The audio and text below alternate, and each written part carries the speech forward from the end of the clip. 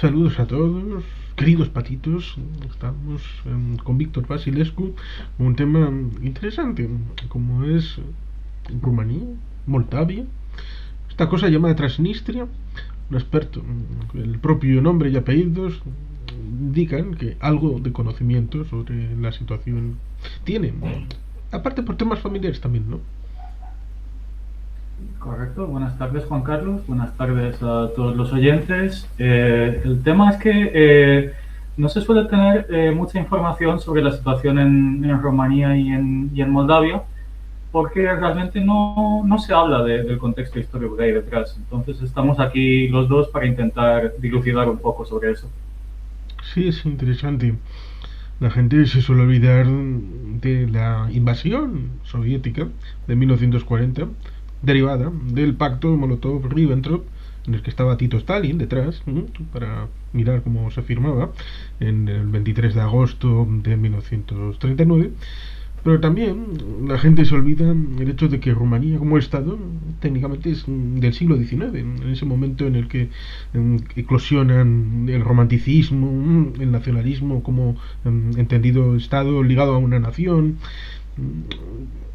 También está el asunto de Transilvania, que tiene el asunto ese de Hungría, Rumanía, ir de un lado para otro, la Primera Guerra Mundial, las consecuencias, los diferentes tratados, con lo cual la historia es rica e interesante. ¿Por dónde prefieres empezar? Sí, yo me retrotraería a la época de los tres principados: Transilvania, Moldavia y Valaquia. A partir de ahí existe, pues tras la guerra de Crimea, donde Rusia es derrotada por una alianza y donde por primera vez en su historia, bueno, es lo que dice el mito, tiene que ceder territorio a potencias extranjeras. Básicamente se crea una especie de confederación de los estados del Danubio, que acaba convirtiéndose pues en dos principados que iban a actuar como una especie de Bélgica del Este, que iban a ser Moldavia y Valaquia. Al final, esos dos principados, pues por lo que mencionas, por pulsiones nacionalistas, porque es la época del romanticismo, por la reivindicación de los estados-nación, un pueblo, un estado, acaban uniéndose entre ellos, que es algo que prohibía expresamente el Tratado de Paz de París, pero sin embargo ocurre. Y ahí se forma el núcleo de lo que es la actual Rumanía. El problema de Moldavia viene de un poco antes, concretamente de la guerra ruso-turca de 1812, donde en Moldavia, como un principado vasallo del Imperio Otomano, es particionada entre el Imperio Otomano y Rusia, puesto que el Imperio Otomano había perdido la guerra contra Rusia. Entonces, lo que hoy conocemos como Besarabia, que era la parte norte del Principado de Moldavia, pasa a ser parte del Imperio ruso. Y a partir de ese momento, la población autóctona rumanohablante se convierte en una especie de conejillo de indias para el naciente nacionalismo ruso. Y es en Moldavia donde por primera vez se prueba, incluso quizás incluso antes que en Polonia, se prueba todo el peso del nacionalismo ruso. Así que me gustaría empezar por esa parte, por Moldavia, como una especie de campo de batalla entre el nacionalismo romano y el nacionalismo ruso. Sí, es un elemento interesante. Bueno, una pequeña digresión, porque mencionaste Crimea. Digamos que podríamos hablar del Kanato de Crimea, porque ahora cuando dicen Crimea, historia de Rusia, ya bueno, pues será territorio histórico del Imperio Otomano, todo lo demás. Uh -huh. Porque es por esas fechas por las que progresivamente fueron yendo hacia el Mar Negro, tomando, conquistando, imperiando sobre territorios que no eran suyos, en esa lucha que culmina en esa guerra que citaste, la guerra de Crimea, en la que los turcos y los rusos pues lucharon, aquella carga mítica del poema de Tennyson, la carga de la brigada ligera, una mítica película de Rolf Flynn y todo aquello. Ciertamente la historia es interesante. Lo mismo que resulta paradójico que la Dacia, que estuvo 40 años bajo el Imperio Romano, tuviera tanta impregnación. lo cual nos lleva al hecho también en la propia Moldavia esa pulsión entre el alfabeto latino para escribir y cuando llegan los soviets totalmente internacionalistas, totalmente asépticos al nacionalismo y todo esto, pues imponen el cirílico. Usted hable lo que quiera, pero me lo escribe en cirílico. Sí, bueno, quizás incluso el hable lo que quiere es relativo, porque por supuesto se trataba de una especie de élite del partido pulida para que no desobedeciese las órdenes de Moscú. Entonces, claro, hable lo que quiera, pero tenga cuidado con lo que habla, porque ustedes no son romanos, ustedes son moldavos. Y ahí se inventa toda una identidad que, vale, tiene una cierta base histórica, pero desde el momento de la unión de los dos principados desaparece Moldavia como país y entra Moldavia como región. Y por el otro lado estaba Moldavia como provincia del Imperio Ruso. Entonces era, como se podría decir, una historia de dos Moldavias que realmente no se soluciona hasta el final de la Primera Guerra Mundial, con el colapso de los imperios. Porque entonces Rumanía, que bueno, sería una historia un poco larga meterse en Rumanía en la Primera Guerra Mundial, pero tiene un momento terriblemente mal planeado en la primera parte de la campaña, es prácticamente aplastada, consigue salvar parte de su honor, parte de su campaña en el verano de 1917, pero a efectos prácticos acaba perdiendo la guerra en 1918 y acaba firmando un tratado de paz leonino con los imperios centrales. Pero es que justo en ese momento, en la peor hora de Rumanía, acaba produciéndose el milagro de la caída del imperio zarista. Y ahí empieza el sálvese quien pueda de las naciones que estaban presas en el imperio zarista, desde los finlandeses, los polacos, los romanos de Moldavia, los georgianos, etcétera. Y en esa convulsa situación se produce el Parlamento de Sfatul-Țării o del Consejo de la Nación, que es un parlamento que vota la unión de Besarabia con Rumanía. Que, ojo, no la vota incondicionalmente, como se suele decir en la historia romana, la vota con la condición de que se convierta en un Estado dentro de un Estado federal. Y esa es una condición con la que Rumanía no acabó cumpliendo. Pero es interesante que la votación, aunque el modo ruso de ver la historia la considera como forzosa, curiosamente cosa que no consideran con la votación de la anexión de Crimea, pero fue bastante más libre que la votación de Crimea. Quiero decir, ahí hubo opiniones de todas partes, hubo nacionalistas ucranianos que votaron en contra de la Unión, hubo nacionalistas rusos que votaron en contra de la Unión y vivieron su vida felices, sin ser perseguidos por Rumanía por ese motivo. Cuestión distinta, y esto será interesante analizarlo un poco más tarde en detalle, fue lo que hizo la Unión Soviética, que de boquilla respetaba el derecho de autodeterminación de las naciones, pero ahí estaba la letra pequeña de sí, ustedes se pueden autodeterminar siempre y cuando respondan a nuestros intereses. Y ahí es donde empieza la fase, pues digámoslo así, más dura del conflicto romano-soviético, ahora mismo, que acaba con el ultimátum del verano de 1940. Sí, porque de la URSS falta una letra. Hay una letra que no se acabó incorporando oficialmente, pero está de fondo. Unión Mundial de Repúblicas Socialistas Soviéticas. Uno cuando ve el escudo de la Unión Soviética ve la hoz y el martillo y de fondo un globo terráqueo en donde no hay fronteras. Es decir, está ahí transmitiendo lo que querían, ¿no? Que sí, vale, Rusia, Bielorrusia, de Ucrania, pero los demás países del mundo pueden ser repúblicas socialistas soviéticas dentro de la Unión. Con lo cual, ciertamente, imperialismo. Estas paradojas de la historia, como por ejemplo el asunto de la primavera que has dicho de los pueblos, de la explosión después de la derrota formal firmada en Brest-Litovsk en marzo del 18, que viene precedida del tren blindado que lleva Lenin de Suiza, donde estaba muy cómodo, a la estación Finlandia, y para decir, bueno, yo estoy aquí, hago la revolución, ya, la revolución la de febrero, la que quitó al zar, lo suyo fue un golpe de estado, y permite esa posibilidad en el 18, luego constreñida un poco con Versalles, porque anula el Tratado de Brest-Litovsk y eso obliga a reconfigurar porque parte del manto de la libertad de varios pueblos de la zona fue el Imperio Austrohúngaro y Alemania, llevando a los límites la situación en Brest-Litovsk en marzo del 18.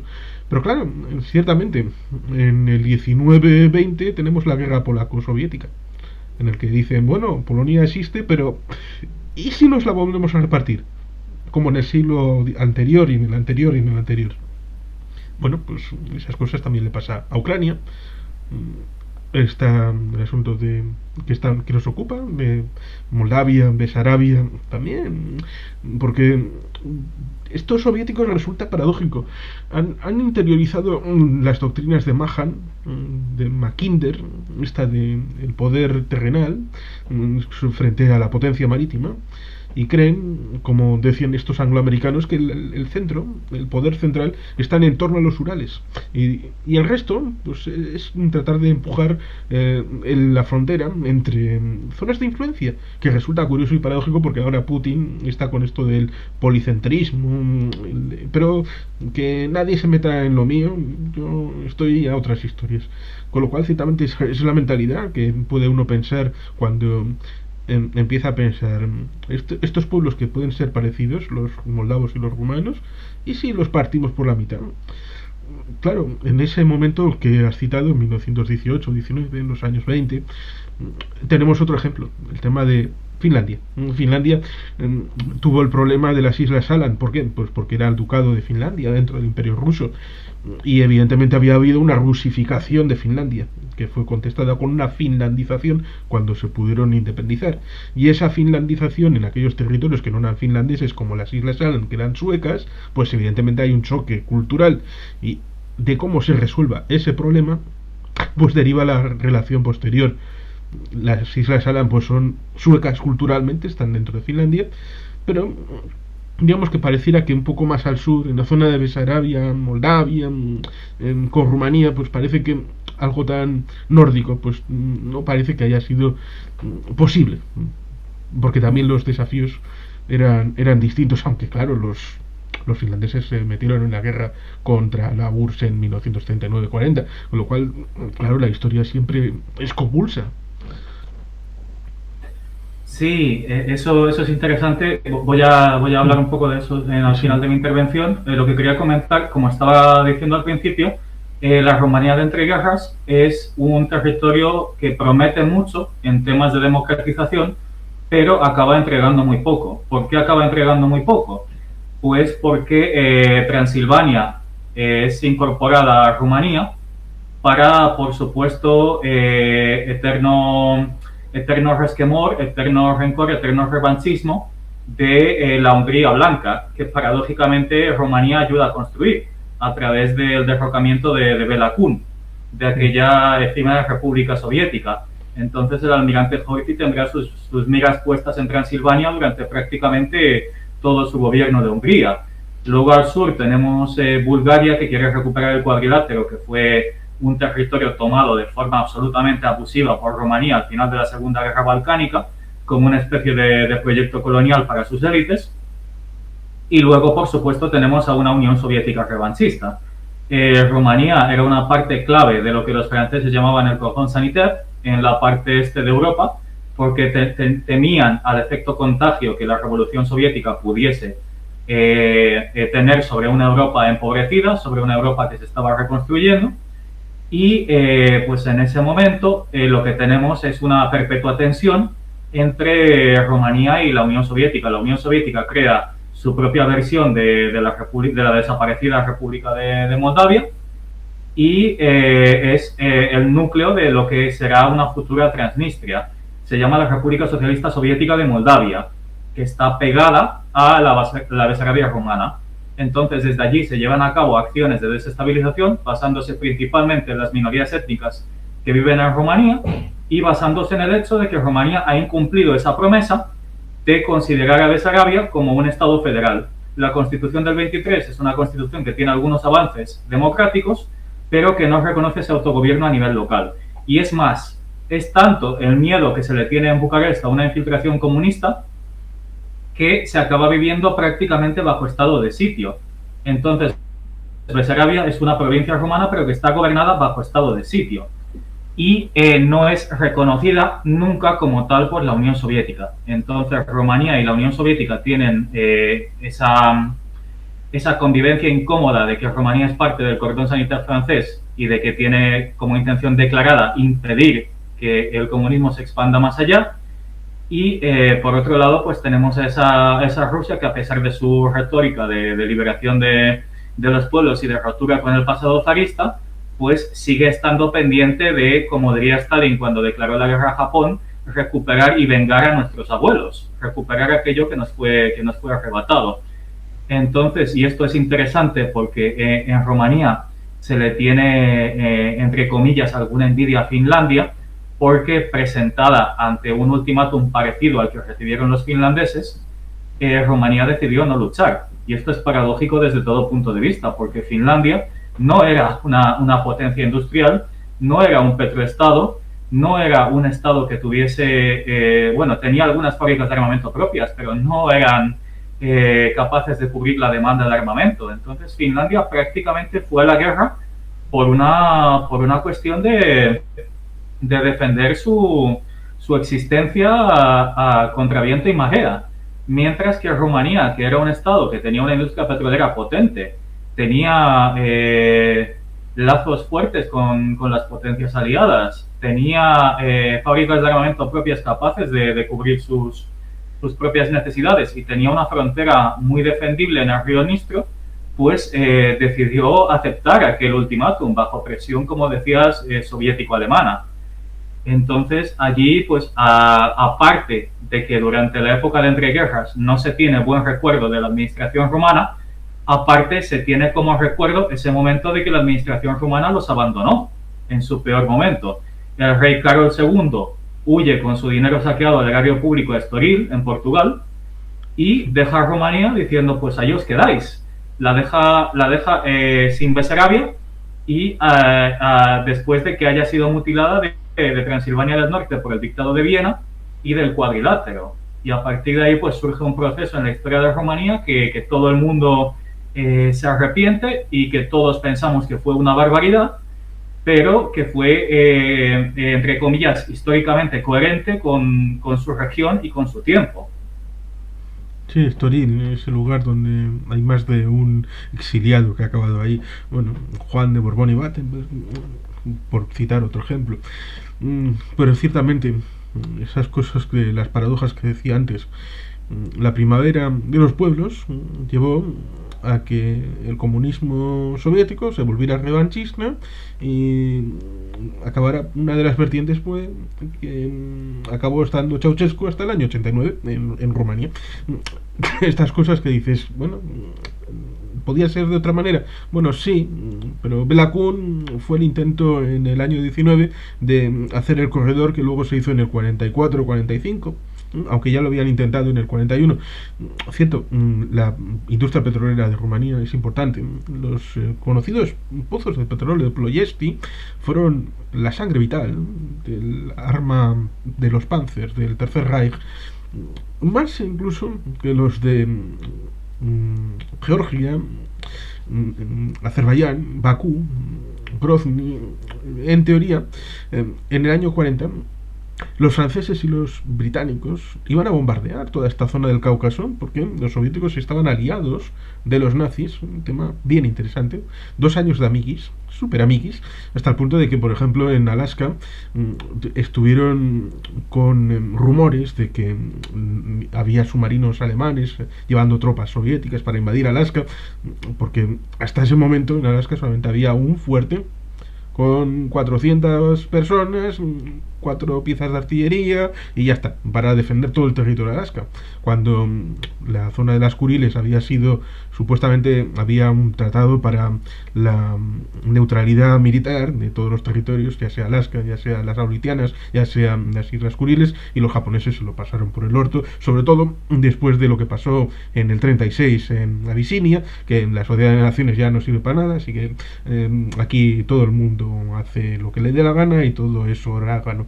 Pero ciertamente, ahí tenemos ese momento en donde, sin ser Skoda, porque evidentemente lo que tenía Rumanía, siendo importante en materia militar, pues tampoco era lo que tenía Checoslovaquia en Skoda, pero más que Finlandia sí, con lo cual ciertamente resulta paradójico que esa doble presión de un lado y de otro, de alemanes y soviéticos, confluyera en dar esa impresión de, bueno, es mejor rendirse, aunque también supongo que la Guardia de Hierro, digo bien el nombre, la Guardia de Hierro, que era un movimiento importantísimo, a pesar de que técnicamente no llegó a tocar el poder, que el movimiento igual lo hubiera meritado. Digamos que por número de militantes, por masa crítica, tal vez hubieran podido incluso reclamar la jefatura de gobierno, haber tenido mayoría pero Antonescu pues era un líder más, pues por decirlo de una comparación que puedan tener un español, era más un Primo de Rivera, un militar conservador, que no estaba tanto en estas situaciones de los movimientos fascistas, de raigambre y base más popular, a pesar de que seguro estamos de acuerdo que estaban equivocados y no era un movimiento positivo para Rumanía, pero la gente pues iba por esa vía de los guardias de hierro, lo mismo que en Hungría pues tuvieron también su movimiento, y evidentemente en ese momento pues hubo repartos y más, claro, porque Hungría reclamó lo suyo, lo que creía. Incluso hoy podemos ver a Víctor Orbán con bufandas en partidos de fútbol, con una Hungría imaginada para hacer amor y cariño, supongo que al pueblo Zekler, que está dentro de Rumanía y que se reclaman, bueno, aquí queremos autogobierno, autonomía, incluso algunos quejan la independencia, con lo cual ciertamente las fronteras en el este están un poco más porosas, a pesar de que hay dificultades en Occidente. Evidentemente hay pueblos que quieren autodeterminación, independencias, pero parece que las fronteras están más estables, ¿no?, que en la zona oriental. Y eso se ve precisamente en el periodo de entreguerras, se ve en los años 40, hasta supuestamente en 1975, cuando se llega al acuerdo de Helsinki, supuestamente no se llega a un punto en el que esa Ostpolitik supuestamente no cristaliza en un reconocimiento de las fronteras. Sí. Entonces, siguiendo el hilo narrativo, pero por supuesto llegaremos a todo eso, llegaremos al presente, llegaremos a Víctor Orbán si hace falta, aunque en principio la idea era restringir a Rumanía y a Moldavia, pero el tema es que mientras en el norte un antiguo veterano de la Primera Guerra Mundial hace frente a la Unión Soviética, y mientras Finlandia mantiene su democracia, en Rumanía la democracia colapsa completamente y un antiguo veterano de la Primera Guerra Mundial, héroe de guerra aliado, filo británico y filo francés, el general Antonescu, intenta formar gobierno con los partidos demócratas y se encuentra con que los partidos demócratas no van a formar gobierno porque la situación es un absoluto desastre, y se encuentra con que la Guardia de Hierro, los legionarios, la Legión del Arcángel Miguel, una formación fascista absolutamente sui generis y bastante interesante por probablemente ser la más fundamentalista cristiana de todas, ha tomado el poder por las armas. Entonces Antonescu dice, bueno, pues vamos a tener una época de cohabitación, a ver cómo funciona esto. Se reparten los ministerios hermanamente, como quien diría, pero resulta que hay un problema, porque en Berlín quieren tener un solo gobierno y tienen que elegir entre los fanáticos religiosos que son más cercanos a los nazis o el dictador militar que tiene algunos puntos fascistas, pero que realmente es un dictador militar ultraconservador. Y entonces esa es la situación de la rebelión de los legionarios, que en enero de 1941 piensan que tienen el apoyo de Berlín y se lanzan a tomar el poder. Al final Antonescu los acaba aplastando con la fuerza del ejército, pero eso no es ninguna garantía de que Antonescu no se va a volver radical, que de hecho es lo que acaba sucediendo, porque la intención declarada de Antonescu era recuperar Transilvania del Norte, pero la idea de cómo hacerlo era a través de unirse al eje, a través de aplastar a la Unión Soviética y a través de impresionar a Alemania. Entonces el primer objetivo realmente es la recuperación de Besarabia y de Bucovina, Bucovina, por cierto, donde la Unión Soviética no tenía ningún título histórico porque había sido parte de Austria antes de la guerra, donde Rumanía sí que había tenido sus promesas porque se había unido incondicionalmente con Rumanía, pero los soviéticos dijeron, bueno, ya que estamos aquí, ¿por qué no llevarnos al norte de Bucovina? Entonces, Antonescu libera el norte de Bucovina, libera Besarabia, pero, y ahí comete el mayor error de su carrera, decide ir más allá de donde ha ido Mannerheim, que a pesar de que los aliados hacen un teatrillo de declararle la guerra, siguen siendo favorables a la visión finlandesa, decide ir más allá, decide que va a seguir a Hitler al interior de la Unión Soviética y que va a aplastar al comunismo y de paso que va a recibir un territorio con el nombre de Transnistria. Este territorio que ocupa pues bastante más que la región separatista actual y que llega incluso a administrar Odessa. Ahí el ejército romano comete crímenes de guerra terribles, atroces, comete una matanza en la ciudad de Odessa como respuesta a una acción partisana, crea campos de exterminio para purificar Besarabia y Bucovina de judíos, a los que el mariscal Antonescu considera espías, agentes extranjeros, vectores del comunismo, y al final pues esto acaba envenenando absolutamente el pozo de buena imagen que se pueda tener de Rumanía en Besarabia y, ojo, en Transnistria también, porque esto es importante de cara al futuro. Bueno, luego viene el final de la Segunda Guerra Mundial, empieza la Guerra Fría, Moldavia vuelve, por decirlo de alguna forma, a la órbita imperial rusa, vuelve a la Unión Soviética, se acaba creando esa identidad moldava como contraparte a la identidad rumana, se acaba deportando a una parte importante de la población al centro de Asia, que incluso hoy en día hay pueblos en el centro de Asia, en Kazajistán, en Uzbekistán, donde se habla exclusivamente rumano, porque vive gente que es fruto de estas deportaciones. Y durante años, pues prácticamente hasta que Ceausescu intenta un medio pulso con la Unión Soviética, no se vuelve a despertar la cuestión de Besarabia. Luego, pues con la revolución de 1979, llega al poder una facción criptocomunista que se convierte a la socialdemocracia, pero que es favorable a Moscú. Y ahí es donde entraremos un poco en los antecedentes más actuales. Sí, en la Segunda Guerra Mundial es interesante esa comparativa, porque los finlandeses, cuando les dijeron, bueno, esta carretera que une en la zona de San Petersburgo, dirección Moscú, con Arcángel y Murmansk, donde recibe el préstamo y arriendo, la Unión Soviética, en la zona europea, oye, ¿por qué no me la cortas esta carretera y esta línea de tren? Y los finlandeses, bueno, sí, mañana tal vez, bueno, me viene mal, es la zona. Y claro, esa forma sucinta de reconocimiento de sí, vamos a coger la zona que creemos, pero no más allá.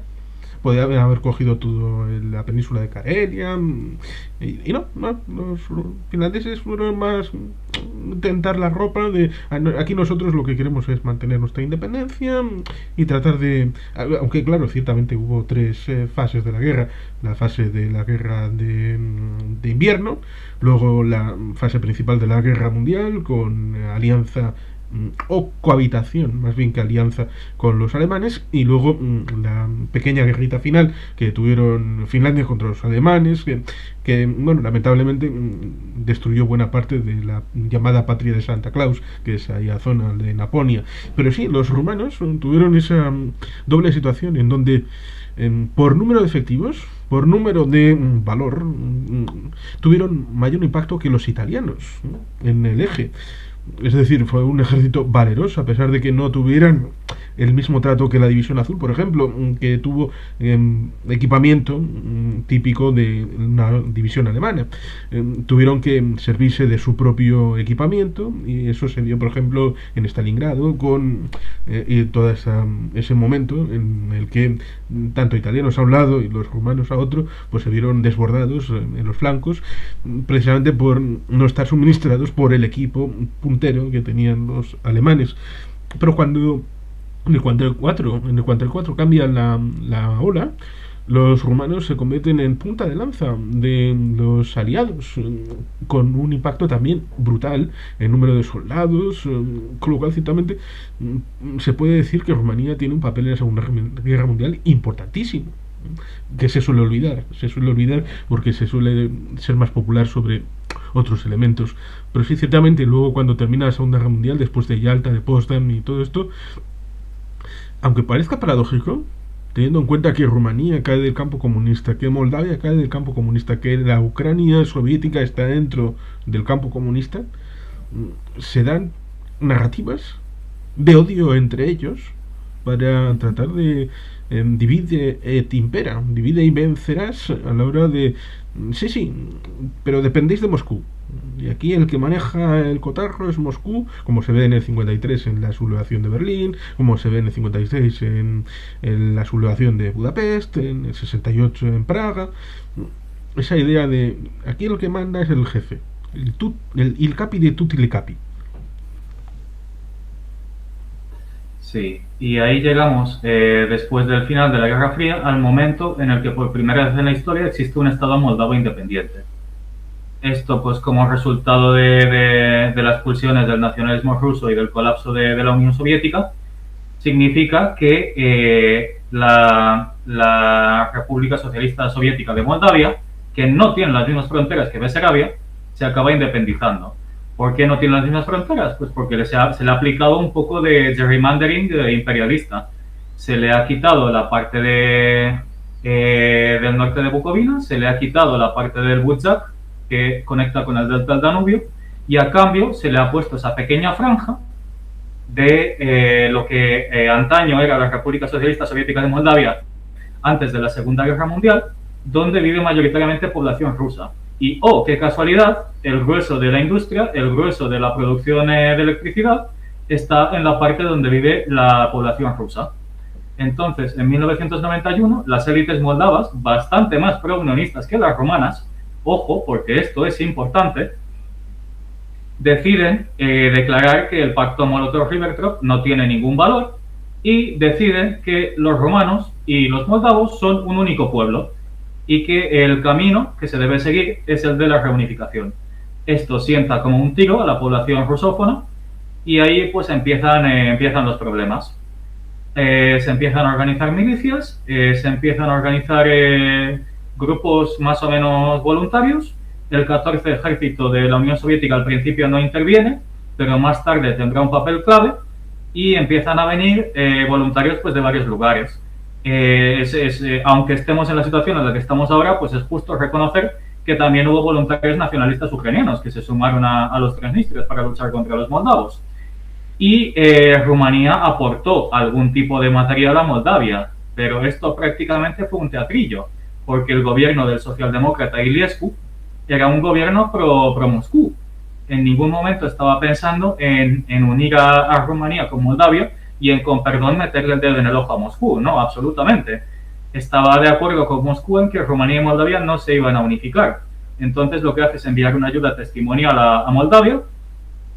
Moldavia intenta restaurar el orden en Transnistria como puede, pero al final pues el 14 Ejército de guardias de en aquel momento la Federación Rusa, con el carismático general Alexander Lebev, que también es un personaje que merece ser analizado en profundidad, decide intervenir para, en palabras textuales de Lebev, poner paz entre los fascistas, los rumanohablantes, por supuesto, y los hooligans, los milicianos transnistrios.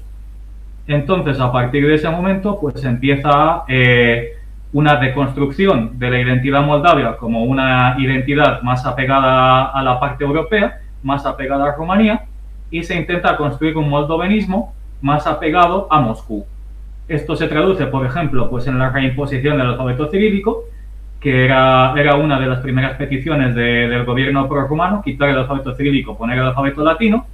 Se traduce en la creación de una identidad moldava separada, se traduce también en la creación de un idioma moldavo, que desde todos los puntos de vista es rumano, se entiende al 100%, es un dialecto del idioma rumano, pero se pone esa barrera extra junto con la declaración de neutralidad perpetua de Moldavia. Neutralidad perpetua que, por supuesto, tiene trampa, porque el 14 Ejército de Guardias sigue en Transnistria. Entonces, a grandes rasgos, esa es la situación que nos pilla hoy en día en 2022.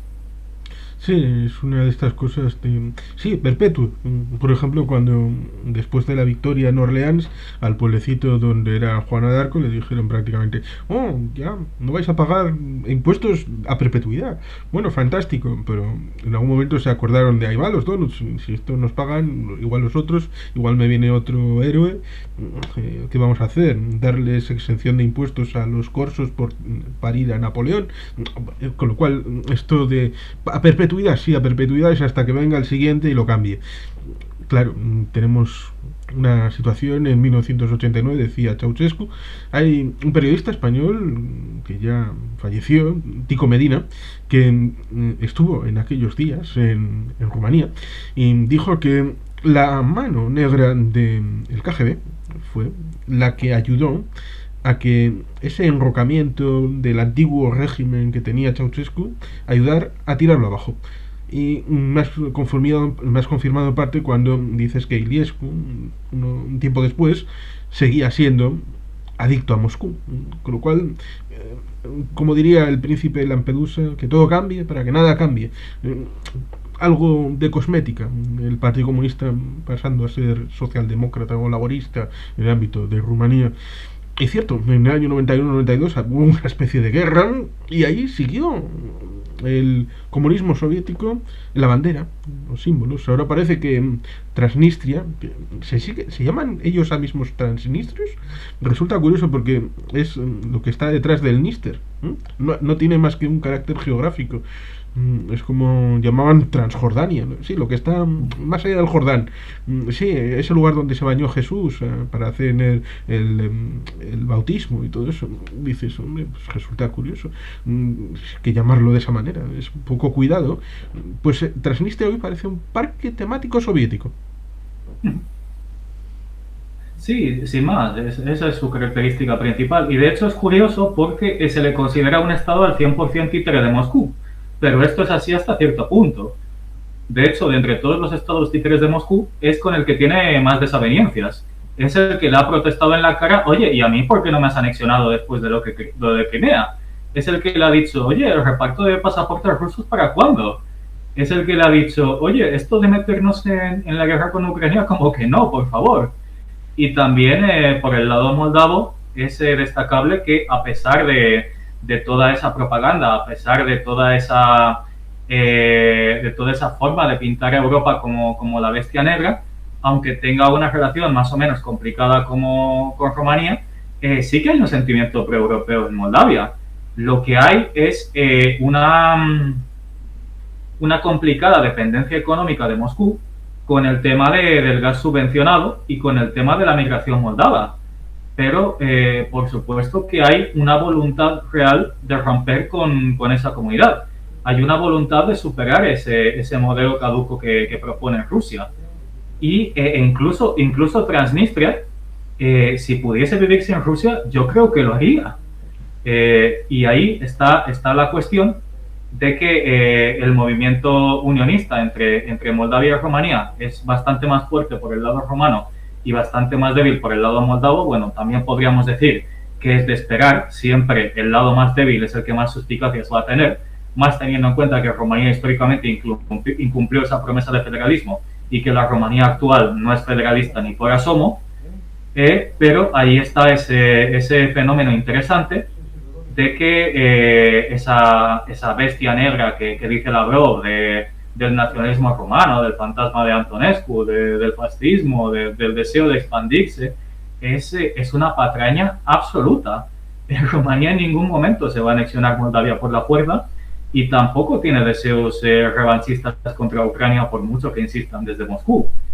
Y ahí estamos en esa calma tensa actual donde Moscú quiere lanzar un avance sobre Odessa.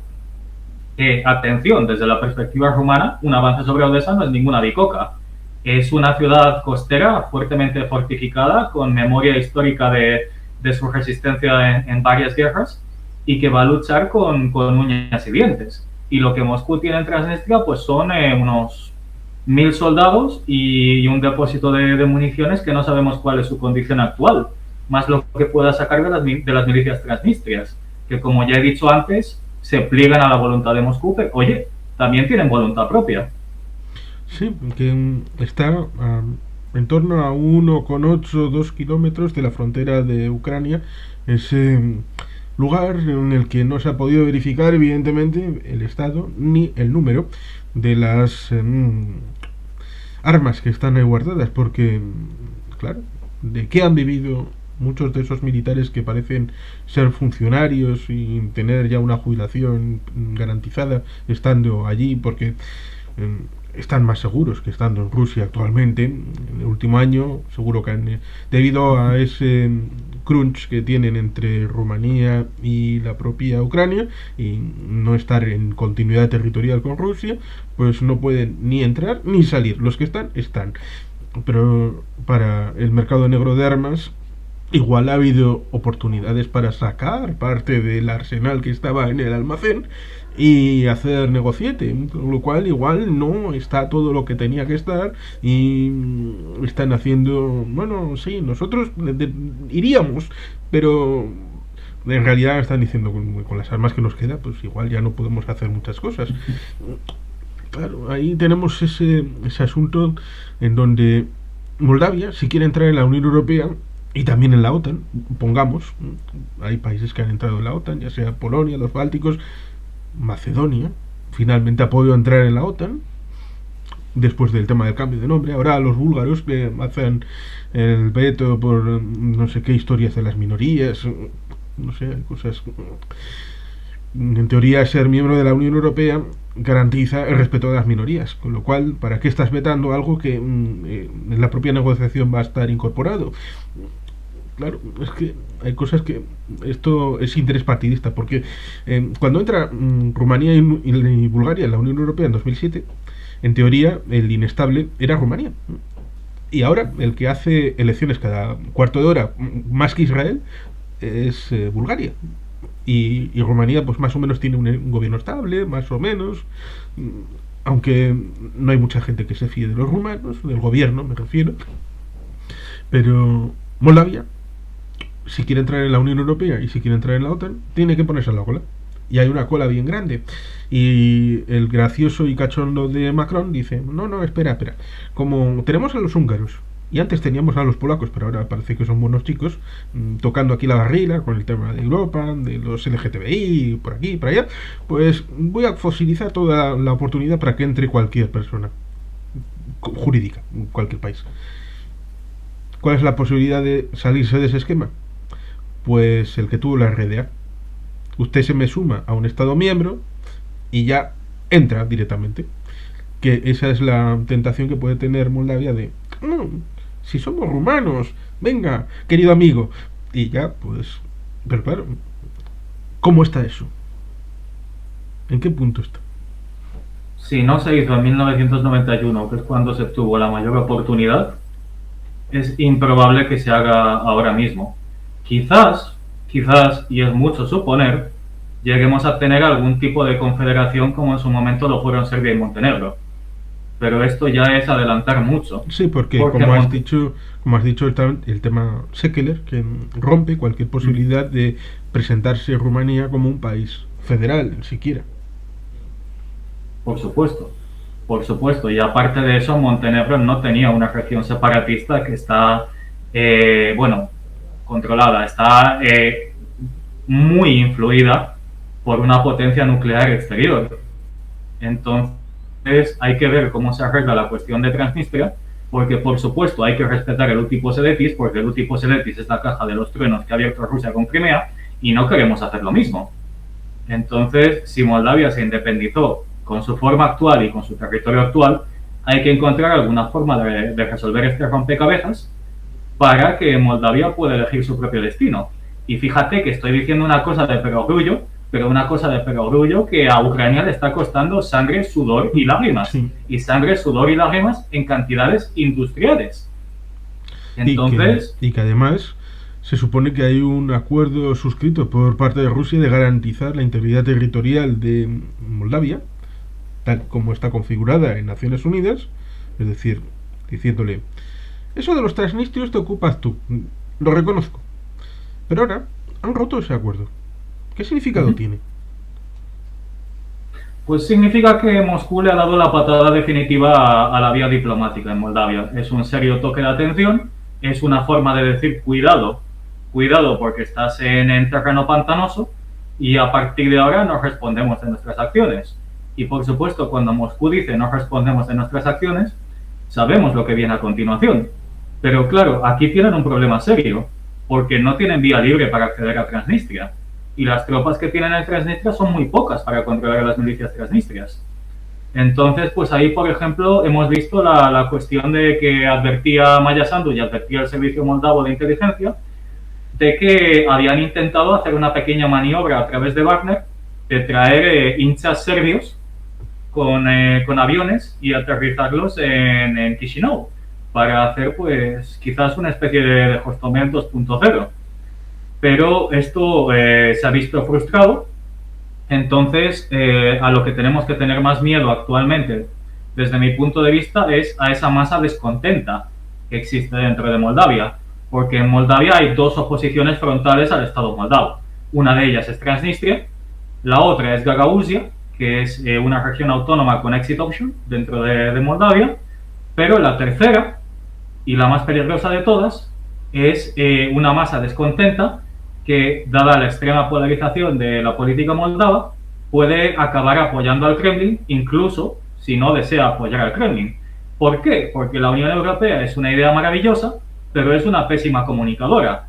Es, desde un punto de vista, una burocracia lejana, es una oportunidad increíble, pero muchas veces comunica muy mal y se explica muy mal cuando va a pedir sacrificios a una población. Y la población moldava probablemente es de las más sacrificadas de Europa. Es el país más pobre de Europa, es un país que tiene muchísimos trabajadores migrantes en Rusia, es un país que depende del gas subvencionado ruso y, por supuesto, se están haciendo iniciativas para enviar electricidad a través de Rumanía para que no dependan de la electricidad de Transnistria.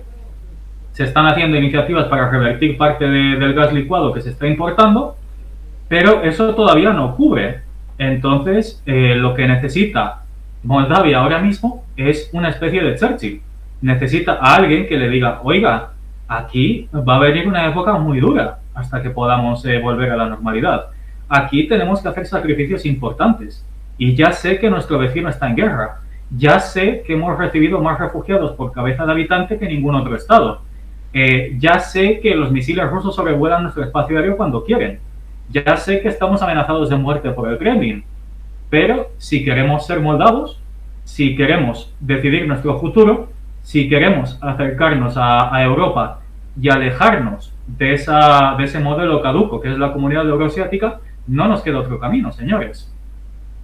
Y que quizá, sin ir a Churchill o su equivalente ucraniano llamado Volodymyr Zelensky, quizá sería como Petro Poroshenko, la actual presidenta, porque, me explico, hay quien dice que la comparación con el estado actual de parte de la población de Moldavia sería con la Ucrania del año 2013-2014, en donde, bueno, los rusos siguen siendo gente alegre, simpática, nos vende gas a precio razonable y, bueno, pues no han hecho como aquello de los Monty Python de la vida de Brian. Pero esto es que han hecho por nosotros. Bueno, pues han hecho muchas cosas y nos han dado prosperidad, nos han dado carretinas, nos han dado... Bueno, somos pobres, pero no de solemnidad.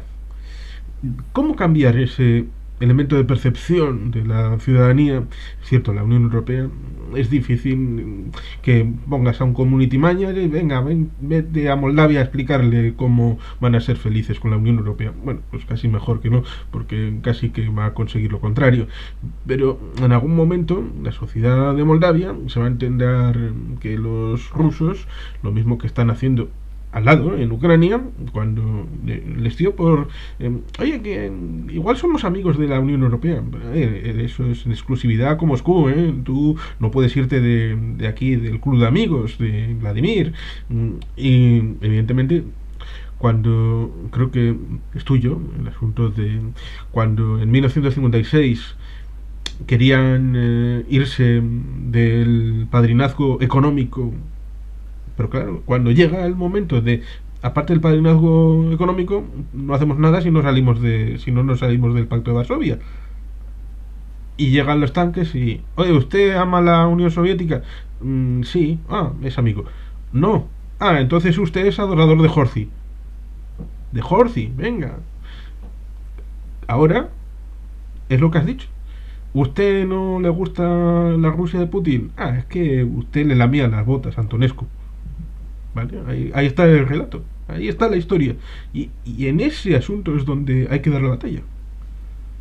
Sí, de hecho, el partido Comunista y el Partido Socialista de Moldavia, que son los caballos de batalla de Moscú, están intentando presentar esto. Están intentando decir que la actual élite política de Moldavia son infiltrados romanos, que están respondiendo a los intereses de Rumanía, que están desmantelando el Estado moldavo pues, para crear una especie de colonia de explotación romana. Y por supuesto que esto, pues para las generaciones más mayores, tiene algún tipo de resonancia, vende de alguna forma. Pero claro, es que es absurdo desde todo punto de vista. Por supuesto que hay moldavos que tienen doble nacionalidad. ¿Y por qué corcho no la iban a tener? Es su derecho. O sea, en algún momento fueron parte de Rumanía y aparte de eso es la forma que tiene Rumanía de enmendar errores históricos.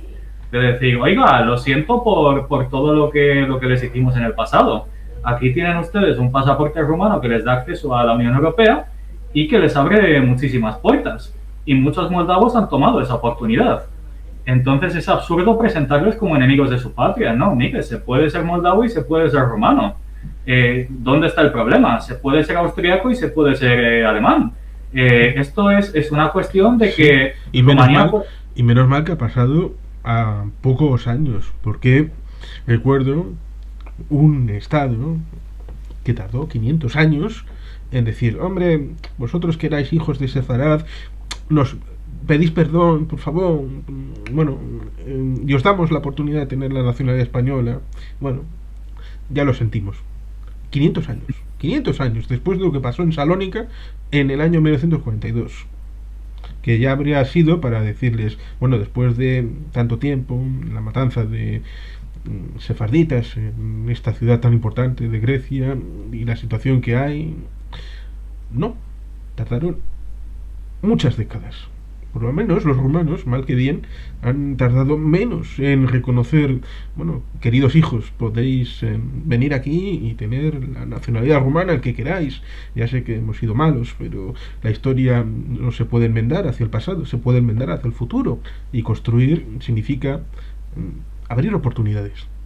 Con lo cual, ciertamente la gente tendría que ver esa visión, en donde las nacionalidades múltiples existen, donde eso no significa renunciar a que tú seas patriota de X país, y llamar traidor a alguien que es de un país, eso lo hemos visto en Rusia.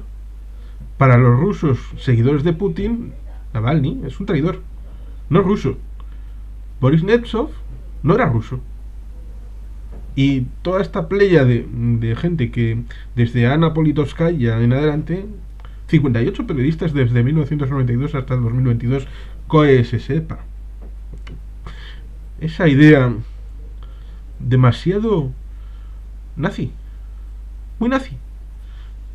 Pero esos nazis te llaman nazi a ti. La propaganda, la prensa, como RT, como Sputnik, como Wagner. Sí, si no me equivoco, creo que Cas Mudde, que es probablemente el mayor politólogo en el estudio de los populismos y de la extrema derecha, creo que lo llama socialismo.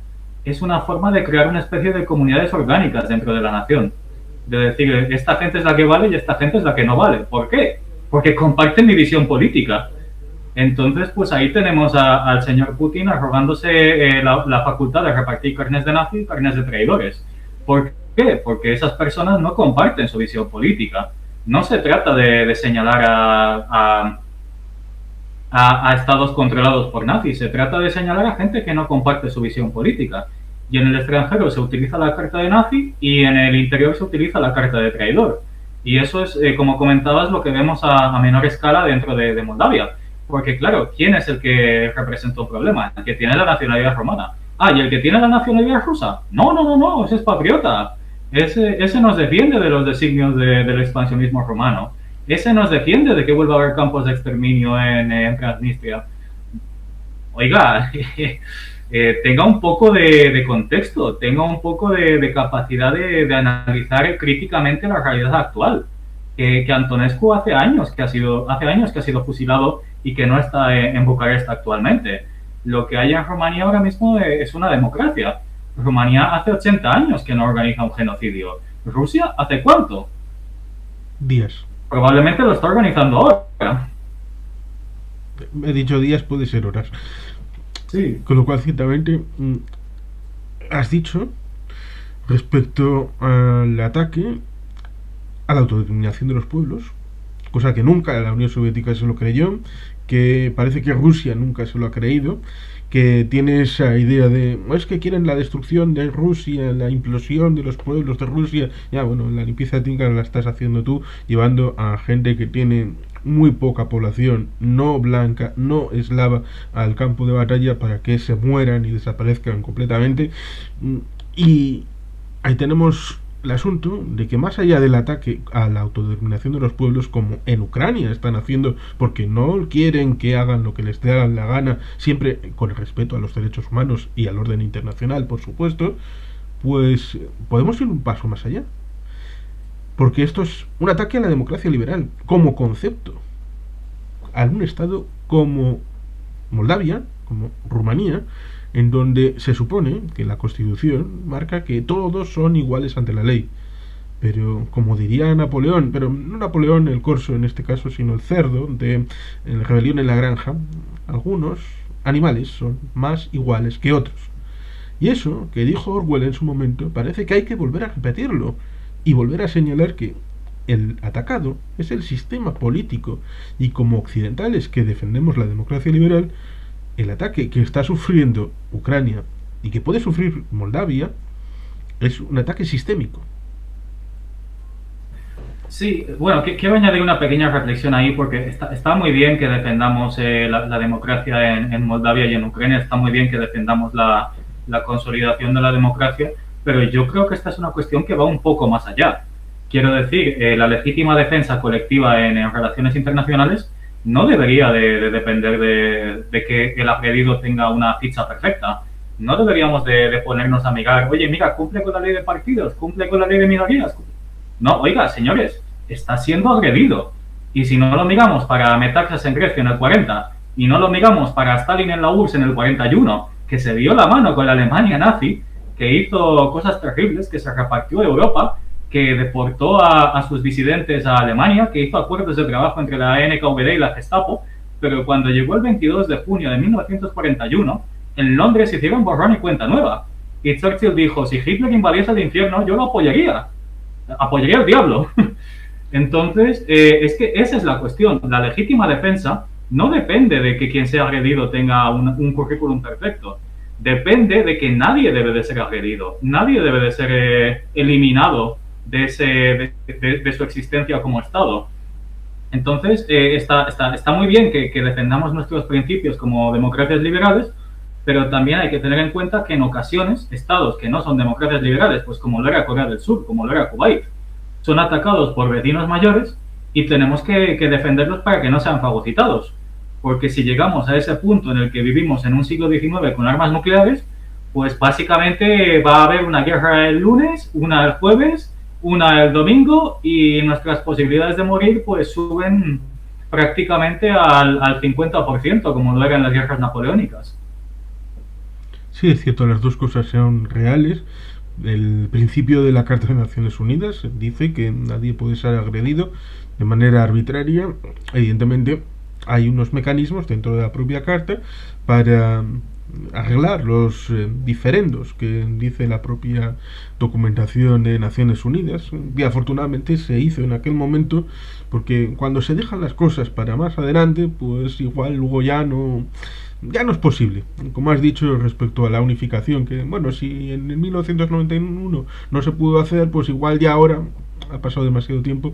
Lo mismo que ahora los israelíes están viendo que cuando tenían que haber hecho una constitución fue en el 1948. pero lo dejaron. Bueno, vamos a hacer 4 leyes fundamentales que controlen aquí el Estado, y bueno, ya en algún momento, ya, pero como la dinámica del Estado ha ido funcionando de una determinada manera y ha generado unos, entre comillas, unos vicios, que es sedimentación, aprendizaje, derecho positivo, al final, pues no, vamos, que si en vez de en 1948 la Declaración Universal de los Derechos Humanos hubieran tenido que negociarla 20 o 30 años después, pues igual no hubiera salido. Las cosas tienen un momento y un lugar. Con lo cual lo más probable es que Moldavia, pues sí tenga que, si quiere entrar en la Unión Europea, hacer cola, esperar a que entren probablemente los Balcanes Occidentales, que también están por ahí. Está la posibilidad de que entre Ucrania, que entre Georgia. El tema de la OTAN quizás sea más vigoroso, aunque lo que le está costando a Suecia y a Finlandia pues no es ni normal por la forma electoralista de Erdogan. Quiero ganar las elecciones, pero se me han caído 7.000 edificios y me han muerto 50.000 personas en un atentado al urbanismo, en donde hicieron hasta 8 amnistías urbanísticas. Que dices, una amnistía urbanística la haces cuando las cosas van mal, no haces una amnistía urbanística cuando la cosa va fetén y chachipiruli. Es difícil el momento actual, porque decía, la situación de esa gente en Moldavia, que puede ser permeable a ser incorporada a la fake news, que les mientan, que les movilicen para hacer algo que no les beneficia, como pueda ser entrar en una situación de conflicto más amplia, como pueda ser esa insurrección en Transnistria, tratar de generarle un nuevo frente, aunque es que claro, los rusos tampoco tienen tanta munición. ¿Cómo puedes suministrarle? ¿Con qué? ¿Con piedras? ¿Con palos? No lo van a hacer desde Bielorrusia, porque eso supondría un riesgo para el dictador Lukashenko, pero el propio Cesto, la organización está del supuestamente nuevo pacto de Varsovia, cuando Armenia dijo, hombre, ¿me ayudáis un poco con Azerbaiyán? Dijo Rusia, me viene mal esto y otras cosas, no, lo siento. Sí, ojo, porque un problema que podemos tener es que Ucrania se ha ofrecido varias veces a cerrar la cuestión de Transnistria, y entre otras cosas para poder liberar parte de sus tropas, que sería absolutamente necesaria para defender el frente norte, en caso de que haya otra intentona desde Belarus. El problema es que eso no se puede hacer quebrando la neutralidad de Moldavia, o mejor dicho, en contra de la decisión soberana del gobierno moldavo. Porque, claro, los aliados invadieron Islandia durante la Segunda Guerra Mundial para asegurar las rutas de suministro del Atlántico. Invadieron Irán con el concurso de la Unión Soviética. Pero esos son casos extremos que se explican por la necesidad, y que no tenían que convencer a todo el mundo de que su causa era justa. Ahora mismo tenemos una realidad distinta. Tenemos a un sur global que calla, pero desde mi punto de vista no necesariamente otorga a Moscú. Pero Moscú lo está presentando como una victoria propagandística. Entonces, si mañana tuviésemos, y esperemos que no lo tengamos, a una Ucrania que decide actuar unilateralmente para liquidar el tema de Transnistria, tendríamos un problema muy grave de legitimidad de la causa ucraniana en todo el mundo. Entonces es un poco como dicen los americanos, un Mexican standoff, que tenemos que tener cuidado cómo acaba esto.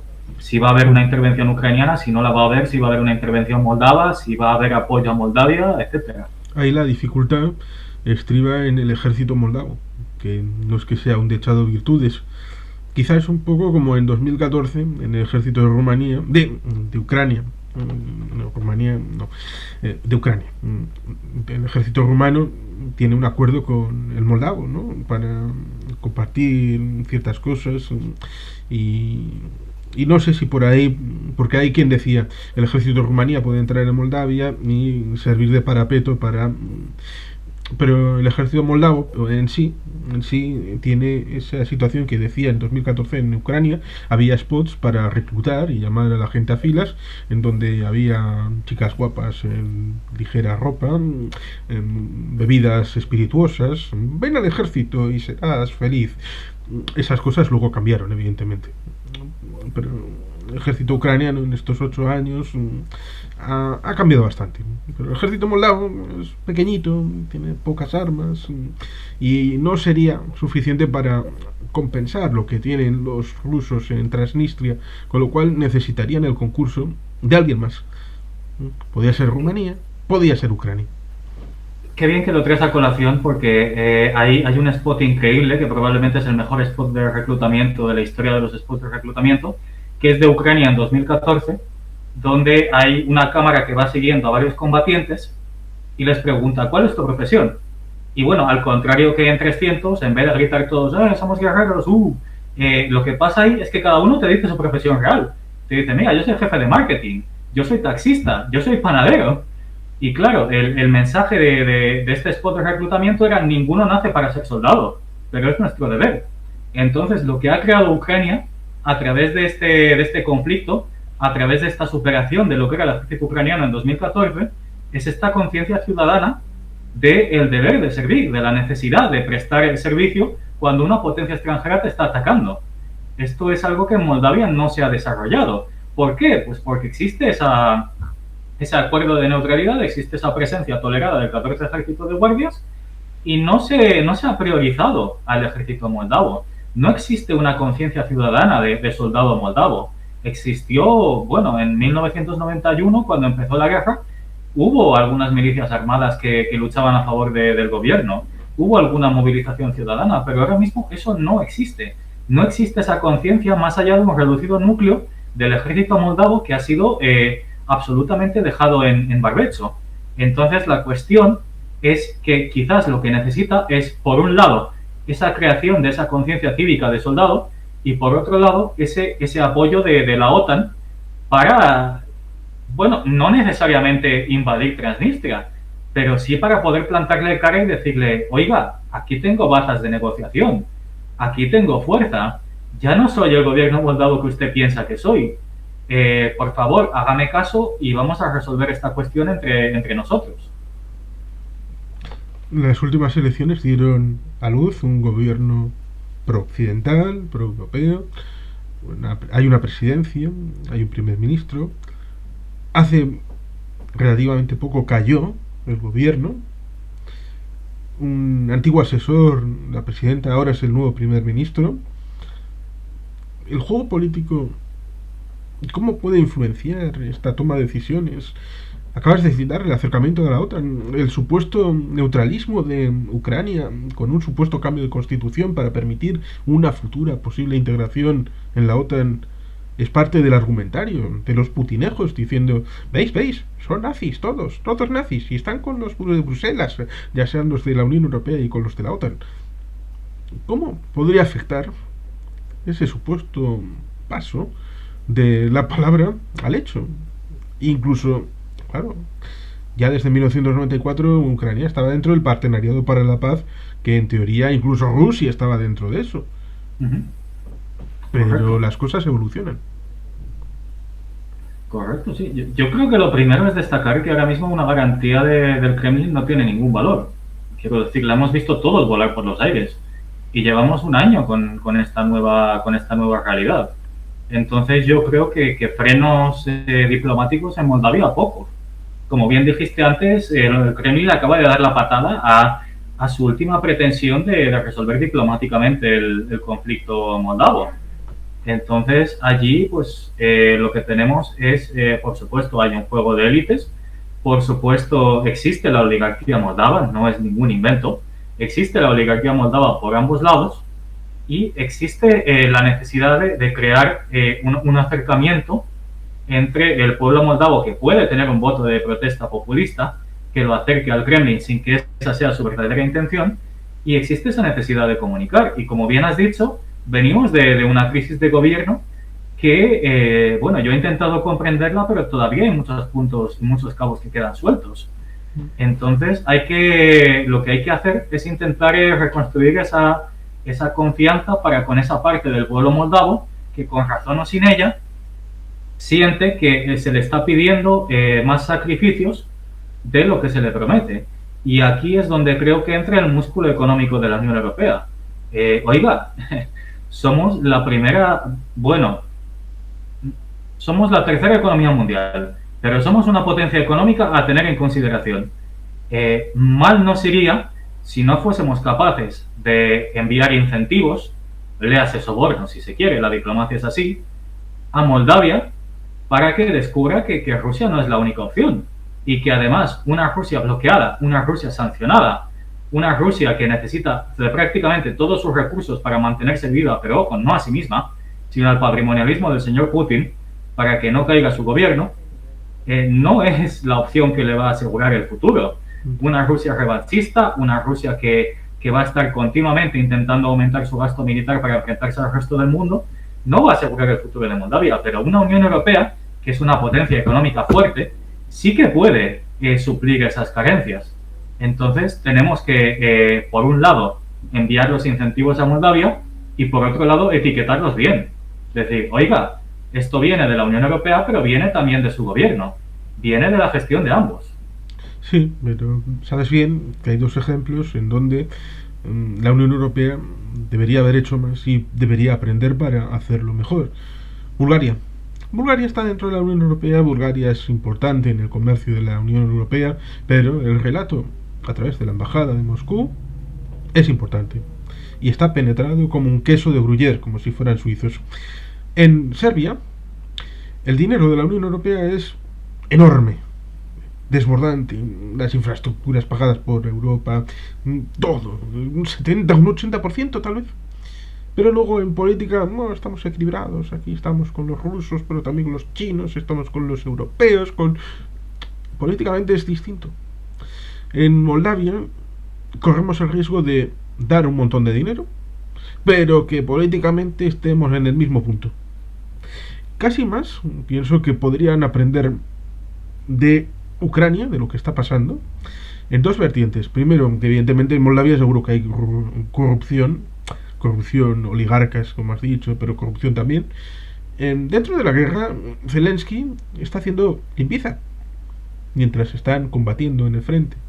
Y además, la prensa independiente de Ucrania, en Kiev, está señalando a ese 3% de soldados que cometen extralimitaciones. ¿Vale? El ejército ucraniano es los héroes, Slava Ukraini, Heroyam Slava, hay que apoyar a los héroes. Pero hay gente que se pasa de la raya y dentro de la guerra señalar a esos es algo que debería de conceptualmente servir más de ejemplo para los moldavos y decir, espera un poco, si estos en mitad de la guerra están haciendo las cosas bien, procedimentalmente y también como fin, entonces igual hay que depurar las instituciones dentro de Moldavia para hacer un caldo más posible de no ser permeado por el populismo. ¿Sabes cuál es el lema de la República Checa? Pravda Vitej, la verdad vence. Pues por supuesto que tenemos que ir con la verdad por nuestro lado. Y más teniendo en cuenta que el Kremlin no es que lleve una guardia de mentiras, como decía Churchill, es que se ha olvidado de cómo es la verdad, porque la mentira es su única arma. Y qué bien que has traído a colación el caso de Serbia, porque, por supuesto, es una preocupación legítima. Vamos a estar tirando el dinero en una cuneta, va a ser quemado. Quizás, si la situación en Ucrania no fuese la que fuese, quizás, si en Moldavia no lo hubiesen visto... Y eso que a Serbia le vendría fantástico FETEN entrar en la Unión Europea porque habría comercio marítimo con Alemania por las líneas fluviales, subiendo el Danubio para arriba. Sí, entonces eso es lo que te quiero decir, que quizás Moldavia sería una Serbia si no hubiese pasado lo que pasó con Ucrania. Pero es que Moldavia ya le está viendo las orejas al lobo. Ya no es una cuestión metafórica, es que ya se las ve. De hecho, el otro día el Parlamento moldavo estaba denunciando que hay un genocidio en Ucrania. Y eso son palabras mayores. Eso es meterle dos dedos en el ojo a Moscú. Serbia lo que tiene es la disculpa de Kosovo. Puede decir, sí, oiga, mira, vino una OTAN muy mala y nos quitó Kosovo. No tuvo en cuenta que ya no éramos la Serbia de Milosevic y nos lo quitaron. Por ese caso, pues odio a la OTAN, odio a la Unión Europea, odio a todo Occidente. Moldavia no tiene ese problema. Occidente nunca le ha quitado nada. Es más, es Rusia la que le ha quitado algo. Es Rusia la que le ha creado un estado dentro de otro estado con la excusa de antes de que existiese la responsabilidad de proteger, pues la disculpa del gobierno ruso para cimentar ese estado en Transnistria era esa. Oiga, venimos a proteger a los rusófonos. Ya, vale. Y si Rumanía decide proteger a los que, no solo a los que hablan rumano, sino a los que tienen pasaporte rumano, ¿qué pasa aquí? Entonces, claro, mi opinión ahora mismo es que no estaríamos tirando el dinero en Moldavia, porque Moldavia tiene argumentos de peso para alinearse con Occidente, y a pesar de que pueda tener ese voto protesta que lo acerque de alguna forma al Kremlin, en el fondo está viendo lo que está pasando con Ucrania, está viendo por qué está pasando con Ucrania, está viendo cómo Ucrania ha ido más allá de lo necesario para intentar acomodar a Rusia, y está viendo cómo aún así Rusia se la ha echado encima. Entonces yo creo que en Moldavia ya no ven a Rusia como un actor racional, y a la Unión Europea sí que la ven como un actor racional, pero tenemos que empujar tenemos que vendernos mejor. Entonces es posible que el nuevo gobierno generado en los últimos días, con el nuevo primer ministro, agrupe una mayoría social dentro de Moldavia con esta visión. Es posible, más allá de que desde la Unión Europea se pueda movilizar para hacer apoyo y desde la OTAN haya cobertura en mejorar el ejército moldavo, que seguramente lo necesita, como pasó con el ucraniano durante los últimos 8 años. Ese escenario es plausible. Pues yo creo que salvo que haya elecciones anticipadas o haya un escándalo político mayor, que es lo que está buscando Moscú, o haya una revuelta por parte de los descontentos, que Moscú intente replicar pues lo que ellos llaman una revolución de color, un golpe neonazi, etcétera, entre comillas, por supuesto. Salvo esos casos, yo sí que pondría fe en el gobierno moldavo por eso, porque por un lado se puede estar criticando las políticas de austeridad, por un lado se puede decir, mire, voy a votar a formaciones prorrusas porque estoy hasta el gorro de ustedes, porque me prometen el oro y el moro y al final no me entregan nada, pero por otro lado también se puede tener conciencia de que, oiga, mira lo que está pasando con Ucrania. Ucrania no se la ha buscado. Ucrania ha sido atacada por Rusia de la noche a la mañana sin motivo alguno. Y eso puede ser la realidad en Moldavia y exactamente por los mismos motivos. Entonces yo sí que veo motivos para el optimismo de la consolidación de este gobierno y de esta visión proeuropea. Pues sí, es interesante llegar a esa conclusión con los actores que están implicados, ya sea la propia Moldavia, con Transnistria a su lado, Rumanía, Ucrania, Rusia, la Unión Europea, la OTAN. Yo creo que poco más que podemos añadir, más que buenos deseos para el futuro. Por supuesto. Ojalá que Moldavia encuentre su lugar dentro de la familia europea y ojalá, por supuesto, que Ucrania lo encuentre también. Bien, pues muy agradecido por este conversatorio y que seguramente habrá más temas en el futuro para poder tener encuentros tan agradables como este.